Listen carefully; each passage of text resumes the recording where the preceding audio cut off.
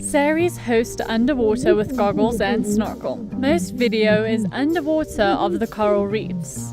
Well, what I was trying to say is that here on Guam, with problems like coral bleaching, the reefs need all the help they can get, and the scientists aren't the only ones keeping an eye on them. Local teens and kids are already park stewards working to save this underwater world. Speaker is NPS marine biologist Ashton Williams. We do reef health monitoring. We try to do it a couple times throughout the year and then every month during the summer when the bleaching event starts. 2 snorkelers monitoring coral with a color card. So Coral Watch is a program out of Australia, and it's useful because it allows anyone can do this. You don't have to be a scientist or a coral expert. People track bleaching all over the globe, but they use different methods and you can't really compare the data. With Coral Watch, the methods are exactly the same, so you can compare that data and look at bleaching patterns all over the globe. Picture shows bone white coral. Speaker is NPS Education and Outreach intern Hannah White.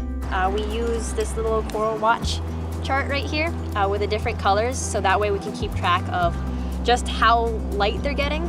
So of course the lightest ones are white, and that usually means that, well, they're bleached or they're dead.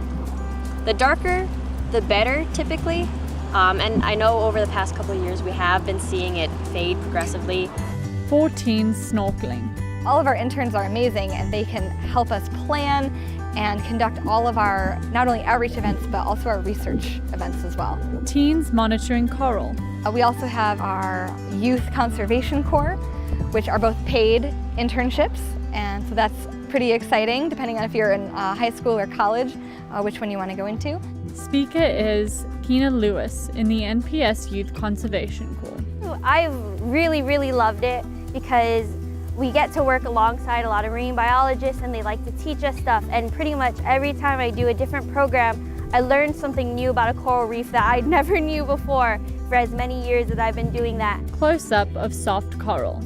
Speaker is NPS Conservation Ranger Marijana Uchima. I've learned just how much people impact the water and the reefs, and how we really need to be more educated and aware about what we're doing in the water. Snorkeler unreeling a measuring tape. Speaker is Caleb in the Youth Conservation Corps. So pretty much we're going along the transect, and about every 1.5 meters we look underneath the transect and see if there's any coral underneath. If there is, then we fill out the data sheet, like certain specifics about the color, the type of coral it is it branching, is it soft, is it a boulder coral. We mark if it's bleaching, if it has algae growing on it. Students monitoring the reef. Well, we have 2 major summer programs on our coral reefs. We have one for older kids called Conservation Ranger, and it basically gets them out into the water, shows them all of the amazing things they can see, and builds leadership skills, which they will then use in our second camp called the Reef Ranger Camp. And that's younger kids, I believe 5th and 6th grade. And the older kids will be mentors to the younger kids, teach them a lot about the issues affecting our coral reefs here. And then they take them in the water and show them all the cool stuff they saw the previous week. Large blue starfish among coral.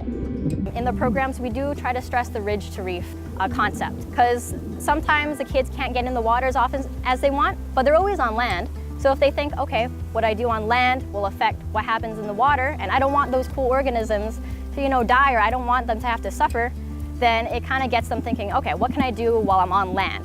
Maybe there's not as much I can do about it to make a huge impact on my own, but if I can have some hand in, like fostering that sense of stewardship in the younger generation, then they can build off the things that I've been doing, just in the way that I've been building off the things that maybe my parents have taught me. Thanks for watching Outside Science Inside Parks. And be sure to watch our other video on the Guam coral reefs.